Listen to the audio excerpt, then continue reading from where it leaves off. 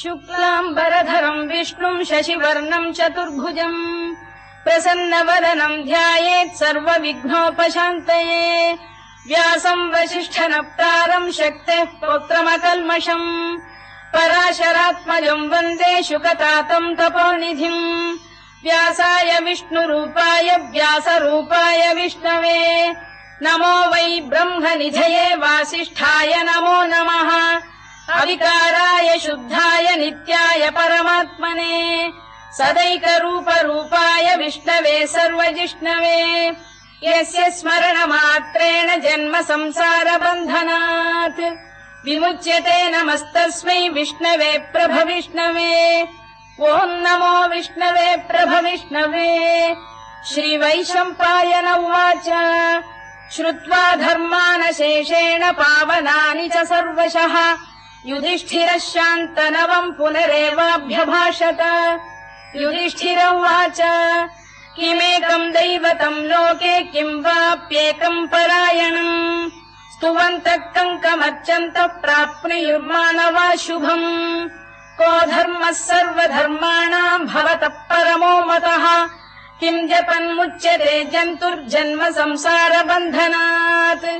श्रीभीष्म उवाच जगत्प्रभुम् देवदेवमनन्तम् पुरुषोत्तमम् स्तुवन्नाम सहस्रेण पुरुषः सततोत्थितः तमेव चार्चयन्नित्यम् भक्त्या पुरुषमव्ययम् ध्यायम् स्तुवन् नमस्यम् च यजमानस्तमेव च अनादिनिधनम् विष्णुम् सर्वलोकमहेश्वरम् लोकाध्यक्षम् स्तुवन्नित्यम् सर्वदुःखातिगो भवेत् ब्रह्मण्यम् सर्वधर्मज्ञम् लोकानाम् कीर्तिवर्धनम् लोकनाथम् महद्भूतम् सर्वभूतभवोद्भवम् एष मे सर्वधर्माणाम् धर्मोऽधिकतमो मतः यद्भक्त्या पुण्डरीकाक्षम् स्तवैरच्चेन्नरः सदा परमम् यो महत्तेजः परमम् यो महत्तपः परमम् यो महद्ब्रह्म परमम् यः परायणम् पवित्राणाम् पवित्रम् यो मङ्गलानाम् च मङ्गलम् दैवतम् देवतानाम् च भूतानाम् यो व्ययक्पिता यतः सर्वाणि भूतानि भवन्त्यादियुगागमे यस्मिंश्च प्रलयम् यान्ति पुनरेव युगक्षये तस्य लोकप्रधानस्य जगन्नाथस्य भूपते विष्णोर्नाम सहस्रम् मे शृणु पापभयापहम् यानि नामानि गौणानि विख्यातानि महात्मनः ऋषिभिः परिगीतानि तानि वक्ष्यामि भूतये ऋषिर्नाम्नाम् सहस्रस्य वेदव्यासो महामुनिः छन्दोऽनुष्टुप् तथा देवो भगवान् देवकीसुतः अमृतांशुद्भवो बीजम् शक्तिर्देवकी नन्दनः त्रिसामाहृदयम् तस्य शान्त्यर्थे विनियुज्यते विष्णुम् जिष्णुम् महाविष्णुम् प्रभविष्णुम् महेश्वरम् अनेकरूपदैत्यान्तम् नमामि पुरुषोत्तमम् अस्य श्रीविष्णोर्दिव्यसहस्रनामस्तोत्रमहामन्त्रस्य श्रीवेदव्यासो भगवान् ऋषिः अनुष्टुप्छन्दः श्रीमहाविष्णुः परमात्मा श्रीमन्नारायणो देवता अमृतांशुद्भवो भानुरिति बीजम् देवकी नन्दन श्रेष्ठेति शक्तिः उद्भवः क्षोभनो देव इति परमो मन्त्रः शङ्खबृन्नन्दकी चक्रीति कीलकम् शार्ङ्गधन्वा गदाधर इत्यस्त्रम् रथाङ्गपाणिरक्षोभ्य इति नेत्रम् त्रिसामासामगः सामेति कवचम् आनन्दम् परब्रह्मेति योनिः ऋतुः सुदर्शनकाल इति दिग्बन्धः श्रीविश्वरूप इति ध्यानम् श्रीमहाविष्णुप्रीत्यर्थे सहस्रनाम जपे विनियोगः ध्यानम् क्षीरोदन्वत्प्रदेशे शुचिमणिविलसत्सैकते मौक्तिकानाम् माला क्लुप्तास्तनस्थ स्फटिकमणिनिभैर्मौक्तिकैर्मण्डिताङ्गः शुभ्रैरभ्रैरदभ्रैरुपरि विरचितैर्मुक्तपीयूषवर्षैः आनन्दीन पुनीयादरिनडिन गदा शङ्खपाणिर्मुकुन्दः भूः पादौ यस्य नाभिर्विहदसुरनिलश्चन्द्रसूर्यौ च नेत्रे कर्णावाशा शिरोद्यौर्मुखमपि दहनो यस्य वास्तेयमब्धिः अन्तस्थम् यस्य विश्वम् सुरनरखगो भोगि गन्धर्व दैत्यैः चित्रम् रम्यते तम् त्रिभुवन वपुषम् विष्णुमीशम् नमामि। ॐ नमो भगवते वासुदेवाय। शान्ताकारम् भुजगशयनम् पद्मनाभम् सुरेशम् विश्वाधारम् गगनसदृशम् मेघवर्णम् शुभाङ्गम् लक्ष्मीकान्तम् कमलनयनम् योगिहृध्यानगम्यम् वन्दे विष्णुम् भवभयहरम् सर्वलोकैकनाथम्। मेघश्यामम् पीतकौशेयवासम् श्रीवत्साङ्कम् कौस्तुभोद्भासिताङ्गम् पुण्योपेतम् पुण्डरीकायताक्षम् विष्णुम् वन्दे सर्वलोकैकनाथम्। नमः समस्तभूतानामादिभूताय भूभृते अनेकरूपरूपाय विष्णवे प्रभविष्णवे सशङ्खचक्रम् सकिरीटकुण्डलम् सपीतवस्त्रम् सरसीरुहेक्षणम् सहारवक्षस्थलशोभिकौस्तुभम् नमामि विष्णुम् शिरसा चतुर्भुजम्। छायायाम् पारिजातस्य हेमसिंहासनोपरि आसीनमम्बुदश्याममायताक्षमलङ्कृतम् चन्द्राननम् चतुर्बाहुम् श्रीवत्साङ्कितवक्षसम् रुक्मिणी सत्यभामाभ्याम् सहितम् कृष्णमाश्रये।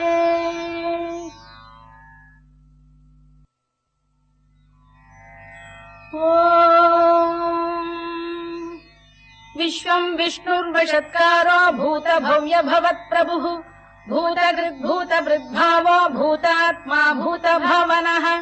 भूतात्मा परमात्मा च मुक्तानाम् परमागतिः अव्ययः पुरुषः साक्षी क्षेत्रज्ञोऽक्षर एव च योगो योगविदाम् नेता प्रधानपुरुषेश्वरः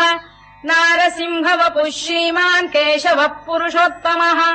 सर्वः शर्वः शिवस्थाणुर्भूतादिर्निधिरव्ययः सम्भवो भावनो भर्ता प्रभवः प्रभुरीश्वरः स्वयम्भूः शम्भुरादित्यः पुष्कराक्षो महास्वनः अनादिनिधनो धाता विधाता धातुरुत्तमः अप्रमेयो ऋषिकेश पद्मनाभोऽमरप्रभुः विश्वकर्मा मनुस्पष्टा स्थविष्ठस्थविरो ध्रुवः अग्राह्यः शाश्वतः कृष्णो लोहिताक्षप्रदर्दनः प्रभूतस्त्रिककुब्धाम पवित्रम् मङ्गलम् परम् ईशान प्राणद प्राणो ज्येष्ठः श्रेष्ठः प्रजापतिः हिरण्यगर्भो भूगर्भो माधवो मधुसूदनः ईश्वरो विक्रमी धन्वी मेधावी विक्रमक्रमः अनुत्तमो दुराधर्ष कृतज्ञ कृतिरात्मवान् सुरेशः शरणम् शर्म विश्वरेता प्रजाभवः अधः संवत्सरो व्याल प्रत्ययः सर्वदर्शनः अजः सर्वेश्वरः सिद्धः सिद्धिः सर्वादिरच्युतः वृषाकपिरमेयात्मा सर्वयोगविनिसृतः वसुर्वसुमनः सत्यः समात्मा संमितः समः अमोघः पुण्डरीकाक्षो वृषकर्मा वृषाकृतिः रुद्रो बहुशिरा बभ्रुर्विश्वयोनिः शुचिश्रवाः अमृतः शाश्वतस्थाणुर्वरारोहो महातपाः सर्वगः सर्वविद्भानुर्विश्वक्सेनो जनार्दनः वेदो वेदविदव्यङ्गो वेदाङ्गो वेदवित्कविः लोकाध्यक्षः सुराध्यक्षो धर्माध्यक्षकृताकृतः चतुरात्मा चतुर्व्यूहश्चतुर्दंष्टश्चतुर्भुजः भ्राजिष्णुर्भोजनम् भोक्ता सहिष्णुर्जगदादिजः अनघो विजयो जेता विश्वयोनिः पुनर्वसुः उपेन्द्रो वामनः प्रांशुरमोघः शुचिरूर्जितः अतीन्द्रः सङ्ग्रहः सर्गो धृतात्मा नियमो यमः वेद्यो वैद्यः सदा योगी वीरः माधवो मधुः अतीन्द्रियो महामायो महोत्साहो महाबलः महाबुद्धिर्महावीर्यो महाशक्तिर्महाद्युतिः अनिर्देश्य वपुः श्रीमान् अमेयात्मा महादृधृत् महेश्वासो महीभर्ता श्रीनिवासः सताङ्गतिः अनिरुद्धः सुरानन्दो गोविन्दो गोविदाम्पतिः मरीचिर्दमनो हंसः सुपर्णो भुजगोत्तमः हिरण्यनाभः सुतपाः पद्मनाभ प्रजापतिः अमृत्युः सर्वदृक्सिंहः सन्धाता सन्धिमान् स्थिरः अजो दुर्मर्षणः शास्ता विश्रुतात्मा सुरारिः गुरुर्गुरुतमो धाम सत्यः सत्यपराक्रमः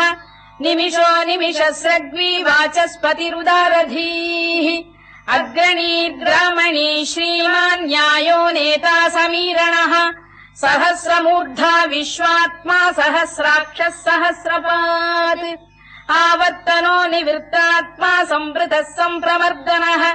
अधः संवत्तको भङ्गिरनिलो धरणीधरः सुप्रसाद प्रसन्नात्मा विश्वधृक् विश्वभुग्विभुः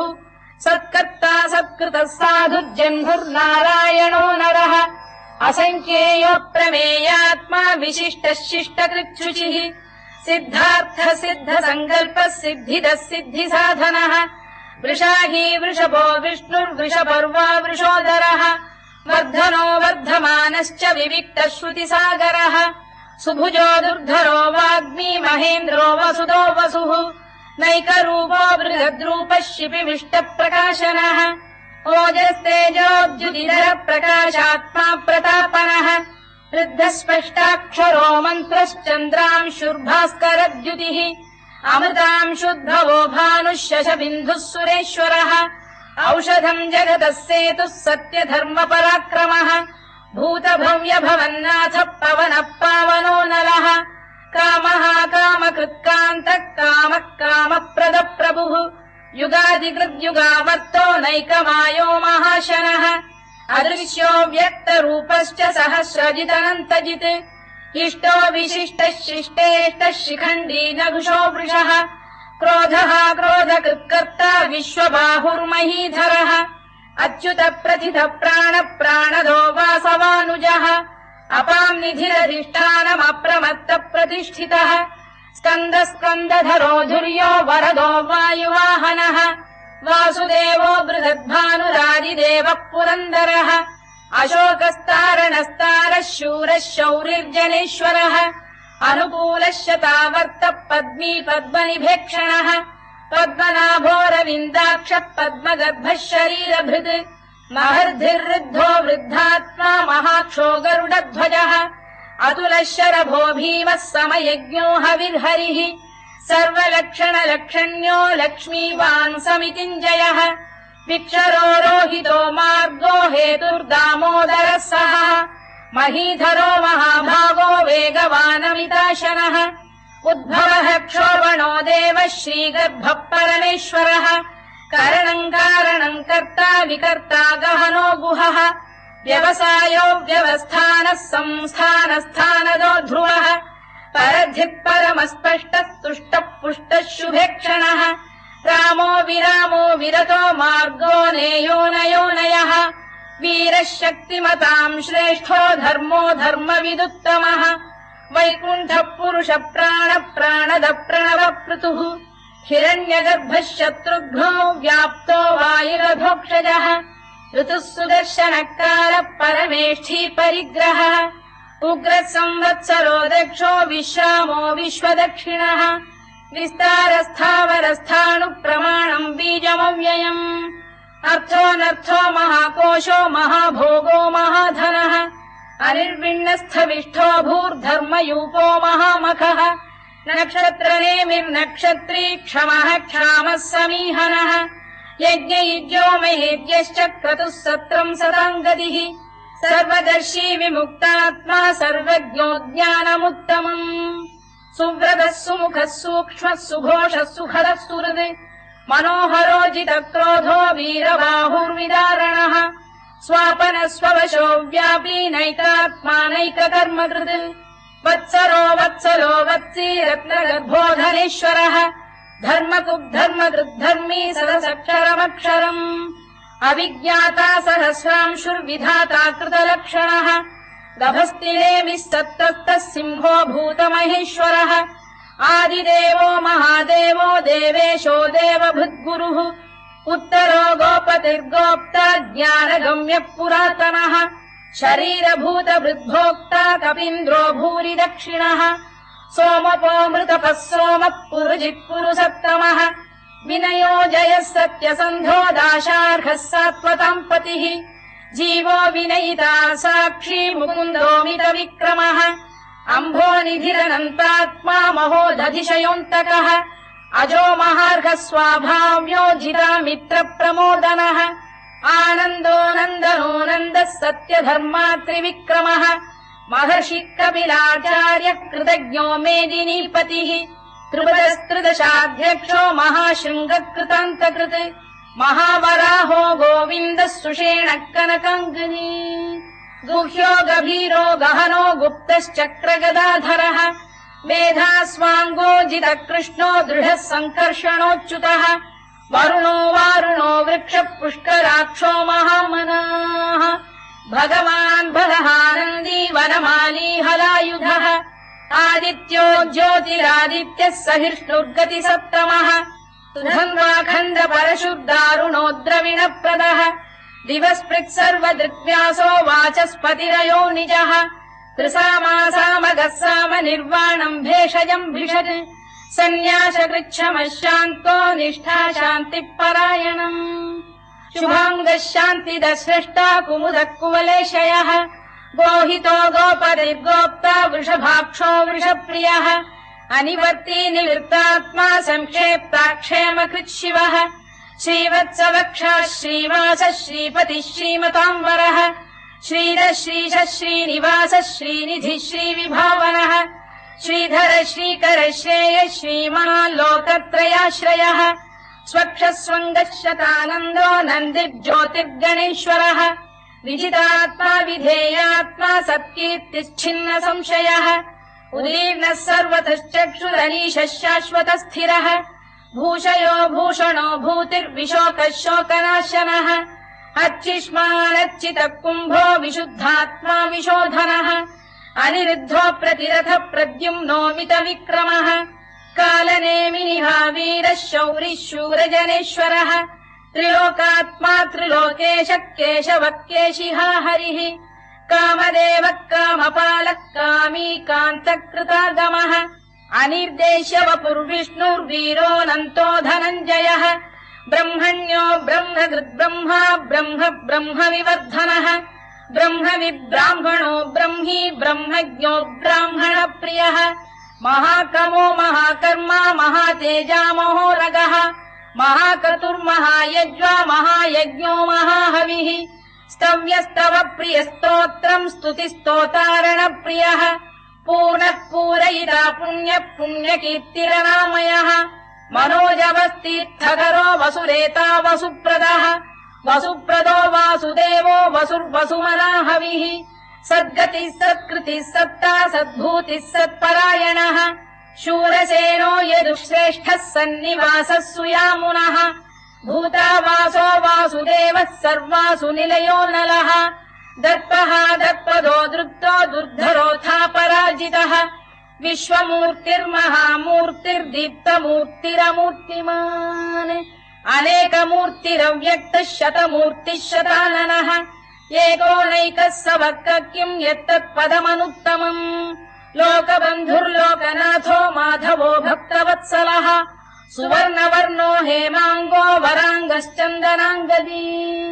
वीरः विषमः शून्यो घृता क्षीरचरश्चरः अमानी मानदो मान्यो लोकस्वामी त्रिलोकधृत् सुमेधा मेधजो धन्यः सत्यमेधाधराधरः तेजो वृषोद्युतिधरः सर्वशत्रभृताम्बरः प्रग्रहो निग्रहो व्यग्रो नैकशृङ्गो गदाग्रजः चतुर्मूर्तिश्चतुर्बाहुश्चतुर्व्यूहश्चतुर्गतिः चतुरात्मा चतुर्भावश्चतुर्वेदविदेकपात् समावर्तो निवृत्तात्मा दुर्जयो दुरतिक्रमः दुर्लभो दुर्गमो दुर्गो दुरावासो दुरारिः शुभाङ्गो लोकसारङ्गः सुतन्तुस्तन्तु वर्धनः इन्द्रकर्मा महाकर्मा कृतकर्मा कृतागमः उद्भवः सुन्दरः सुन्दो रत्ननाभः सुलोचनः अर्को वाजसनः शृङ्गी जयन्तः सर्वविजयी सुवर्णबिन्दुरक्षोभ्यः सर्ववागीश्वरेश्वरः महाह्रदो महागर्तो महाभूतो महानिधिः कुमुद कुन्दर कुन्द पर्जन्यः पावनो निलः अमृताशोऽमृतवपुः सर्वज्ञः सर्वतोमुखः सुलभः सुव्रतः सिद्धः शत्रुजिच्छत्रुतापनः न्यग्रोधोदुम्बरोश्चतश्चाणूरान्ध्रैषूदनः सहस्रार्चिः सप्तजिह्वः सप्तैधा सप्तवाहनः अमूर्तिरनघोचिन्त्यो भयगृद्भयनाशनः अणुबृहत्कृशस्थूलो गुणभिर्निर्गुणो महान् अधृतस्वधृतस्वास्य प्राग्वंशो वंशवर्धनः भारभृत्कथितो योगी योगीशः सर्वकामदः आश्रमश्रमणः क्षामः सुपर्णो वायुवाहनः धनुर्धरो धनुर्वेदो दण्डो दमयिता दमः अपराजितः सर्वसहो नियन्ता नियमो यमः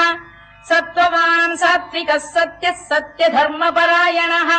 अभिप्रायप्रियार्होः प्रियकृत्प्रीतिवर्धनः विहाय सगतिर्ज्योतिः सुरुचिर्कुतभुग्विभुः रविर्विरोचनः सूर्यः सवितारविलोचनः अनन्तो हुतबुद्भोक्ता सुखदो नैकजोऽग्रजः अनिर्विण्णः सदामर्षी लोकाधिष्ठानमद्भुतः सनात्सनातनतमः कपिलः कपिरव्ययः स्वस्तिदः स्वस्तिकृत् स्वस्ति स्वस्ति भुक् स्वस्ति दक्षिणः अरौद्रः कुण्डली चक्री विक्रम्यूर्जितशासनः शब्दातिकः शब्दसः शिशिरः शर्वरीकरः अक्रूरपेशलो दक्षो दक्षिणः क्षमिणाम्बरः विद्वत्तमो वीतभयः पुण्यश्रवणकीर्तनः उत्तारणो दुष्कृतिः पुण्यो दुःस्वप्ननाशनः वीरः रक्षणः सन्तो जीवनः पर्यवस्थितः अनन्तरूपोऽनन्तः श्रीर्जितमन्युर्भयापहः चतुरश्रो गभीरात्मा विदिशो व्यादिशो दिशः अनादिर्भूर्भुवो लक्ष्मी सुवीरो रुचिराङ्गदः जननो जनजन्मादिर्भीमो भीमपराक्रमः आधारनिलयो धाता पुष्पहास प्रजागरः ऊर्ध्वगः सत्पथाचार प्राणदः प्रणवप्रणः प्रमाणम् प्राणनिलय प्राणभृत्प्राणजीवनः तत्त्वम् तत्त्वविदेकात्मा जन्म मृत्युजरातिगः भूर्भुवः स्वस्तरुस्तारः सविता प्रपितामहः यज्ञो यज्ञपतिर्यज्वा यज्ञाङ्गो यज्ञवाहनः यज्ञभृद्यज्ञकृद्यज्ञी यज्ञभुग्यज्ञसाधनः यज्ञान्तकृद्यज्ञगुह्यमन्नमन्नाद एव च आत्मयोनिः स्वयम् जातो वैखानः सामगायनः देवकीनन्दनः स्रष्टा क्षितीशः पापनाशनः शङ्खबृन्नन्दकी चक्री शार्ङ्गधन्वा गदाधरः तथाङ्गपाणिरक्षोभ्यः सर्वप्रहरणायुधः सर्वप्रहरणायुध ओम् नम इति वनमाली गरीशाङ्गी शङ्खी चक्री च नन्दकी श्रीमान्नारायणो विष्णुर्वासुदेवोऽभिरक्षतु वनमाली गरीशाङ्गी शङ्खी चक्री च नन्दकी श्रीमान्नारायणो विष्णुर्वासुदेवोऽभिरक्षतु वनमाली गरीशाङ्गी शङ्खी चक्री च नन्दकी श्रीमान्नारायणो विष्णुर्वासुदेवोऽभिरक्षतु इतीदम् कीर्तनीयस्य केशवस्य महात्मनः नाम्नाम् सहस्रम् दिव्यानामशेषेण प्रकीर्तितम् य इदम् शृणुयान् नित्यम् यश्चापि परिकीर्तयेत् नाशुभम् प्राप्नुयात् किञ्चित् सोमुत्रेह च मानवः वेदान्तको ब्राह्मणस्य क्षत्रियो विजयी भवेत् वैश्यो धनसमृद्धस्य क्षुद्रः सुखमवाप्नुयात् धर्मार्थी प्राप्नुयात् धर्ममर्थार्थी चार्थमाप्नुयात् कामानवाप्नुयात् कामी प्रजार्थी चाप्नुयात् प्रजाम् भक्तिमान् यः सदोत्थाय शुचिस्तद्गतमानसः सहस्रम् वासुदेवस्य नाम्नामेतत् प्रकीर्तयेत् यशः प्राप्नोति विपुलम् याति प्राधान्यमेव च अचलाम् श्रियमाप्नोति श्रेयः प्राप्नोत्यनुत्तमम् न भयम् क्वचिदाप्नोति वीर्यम् तेजश्च विन्दति भवत्यरोगोद्युतिमान् बलरूपगुणान्वितः रोगार्तो मुच्यते रोगात् बद्धो मुच्येत बन्धनात् भयान्मुच्येत भीतस्तु मुच्येतापन्न आपदः दुर्गाण्यतितरत्याशु पुरुषः पुरुषोत्तमम् सुवन्नाम सहस्रेण नित्यम् भक्तिसमन्वितः वासुदेवाश्रयो मर्त्यो वासुदेवपरायणः सर्वपापविशुद्धात्मा याति ब्रह्म सनातनम् न वासुदेव भक्तानामशुभम् विद्यते क्वचित् जन्म मृत्युजरा व्याधि भयम् नैवोपजायते इमम् स्तवमधीयानः श्रद्धा भक्ति समन्वितः युज्येतात्मसुखक्षान्ति श्रीधृतिस्मृतिकीर्तिभिः न क्रोधो न च मात्सर्यम् न लोभो न शुभामतिः भवन्ति कृतपुण्यानाम् भक्तानाम् पुरुषोत्तमे द्यौः स चन्द्रार्कनक्षत्राखम् दिशो भूर्महो दधिः वासुदेवस्य वीर्येण विधृतानि महात्मनः ससुरासुरगन्धर्वम् स यक्षोरगराक्षसम् जगत्वशे वर्ततेदम् कृष्णस्य सचराचरम् इन्द्रियाणि मनो बुद्धिः सत्त्वम् तेजो बलम् धृतिः वासुदेवात्मकान्याहुः क्षेत्रम् क्षेत्रज्ञ एव च सर्वागमानामाचार प्रथमम् परिकल्पते आचार प्रभवो धर्मो धर्मस्य प्रभुरच्युतः ऋषयः पितरो देवा महाभूतानि धातवः जङ्गमा जङ्गमम् चेदम् जगन्नारायणोद्भवम् योगो ज्ञानम् तथा साङ्ख्यम् विद्या शिल्पादिकर्म च वेदाः शास्त्राणि विज्ञानमेतत् सर्वम् जनार्दनात् एको विष्णुर्महद्भूतम् पृथग्भूतान्यनेकशः त्रीलोकान् व्याप्य भूतात्मा भुङ्क्ते विश्वभुवव्ययः इमम् स्तवम् भगवतो विष्णोर्व्यासेन कीर्तितम् पठेद्य इच्छेत् पुरुषः श्रेयत् प्राप्तुम् सुखानि च विश्वेश्वरमजम् देवम् जगतः प्रभुमव्ययम् भजन्ति ये पुष्कराक्षम् न ते यान्ति पराभवम् ओन्नम इति अर्जुनोवाच पद्मपत्रविशालाक्ष पद्मनाभसुरोत्तमा भक्तानामनुरक्तानाम् त्राता भव जनार्दन श्रीभगवानुवाच यो माम् नाम सहस्रेण स्तोतुमिच्छति पाण्डव सोऽहमेकेन श्लोकेन स्तुत एव न संशयोन्नम इति व्यास उवाच वासनाद्वासुदेवस्य वासितम् भुवनत्रयम् सर्वभूतनिवासोऽसि वासुदेव नमोऽस्तु ते वासुदेव नमोऽस्तु ते ओन्नम इति पार्वत्युवाच केनोपायेन लघुना विष्णोर्नाम सहस्रकम् पठ्यते पण्डितैर्नित्यम् श्रोतुमिच्छाम्यहम् प्रभो ईश्वर उवाच श्रीराम राम रामेति रमे रामे मनोरमे सहस्रनाम तत्तुल्यम् राम नाम वरानने श्रीराम राम रामेति रमे रामे मनोरमे सहस्रनाम तत्तुल्यम् राम नाम वरानने श्रीराम राम रामेति रमे रामे मनोरमे सहस्रनाम तत्तुल्यम् राम नाम वरानने राम नाम वरानन ओन्नम इति ब्रह्मोवाच नमोऽस्त्वनन्ताय सहस्रमूर्तये सहस्रपादाक्षि शिरोरुबाहवे सहस्रनाम्ने पुरुषाय शाश्वते सहस्रकोटियुगधारिणे नमः सहस्रकोटियुगधारिणे नम ओन्नम इति सञ्जय उवाच यत्र योगेश्वर कृष्णो यत्र पार्थो धनुर्धरः तत्र श्रीर्विजयो भूतिर्ध्रुवानीतिर्मतिर्मम श्रीभगवानुवाच अनन्याश्चिन्तयन्तो मां ये जनाः पर्युपासते तेषाम् नित्याभियुक्तानां योगक्षेमम् वहाम्यहम् परित्राणाय साधूनां विनाशाय च दुष्कृताम् धर्म संस्थापनार्थाय सम्भवामि युगे युगे आर्ता विषण्णाः शिथिलाश्च भीता घोरेषु च व्याधिषु वर्तमानाः संकीर्त्य नारायण शब्दमात्रम् विमुक्त दुःखाः सुखिनो भवन्तु कायेन वाचा मनसेन्द्रियैर्वा बुद्ध्यात्मना वा प्रकृते स्वभावात्